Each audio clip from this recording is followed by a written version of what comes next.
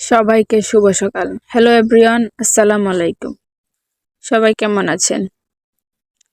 আজকে একটা নিয়ে আসলাম ছোট্ট ব্লগ। আমি বড় ব্লগ তেমন বানাতে পারি না। আমি এই প্ল্যাটফর্মে নতুন, তাই চেষ্টা করতেছি আস্তে আস্তে বড় ব্লগ বানানো। এই যে আজকে সকালবেলাটা দেখুন কত কুয়াশা পড়েছে। ভিউটা অনেক সুন্দর লাগতেছে। গ্রামের ভিউ তো এমনিতেই সুন্দর। শীত পড়েছে তো তাই তো শীতের তো খাতা বালিশ কম্বল লাগবেই। তাই শীতের কাপড় ধোয়া শুরু। যে লেপের উষার খেতা বালিশ যা আছে কম্বল টম্বল সবকিছু বার করে নেওয়া হলো। আজকের থেকে শীতের কম্বল টম্বল সব গায়ে দিতে হবে। তাই শীতকালের ভিউটা সকালে দেখে এসে এদিকে কাপড় ধোয়া শুরু করলাম।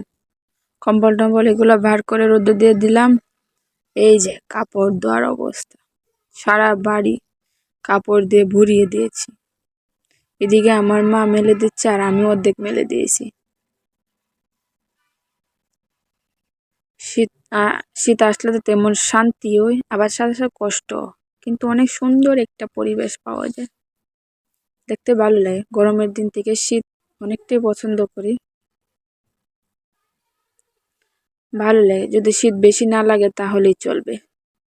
কার কার এমন শীতের দিন পছন্দ কমেন্টে জানাবেন। আমার তো গরম থেকে শীতই বেশি ভালো লাগে। শীতের দিনে অনেক ভালো ভালো সবজি পাওয়া যায়, অনেক ভালো ভালো সবজি খাওয়া যায়।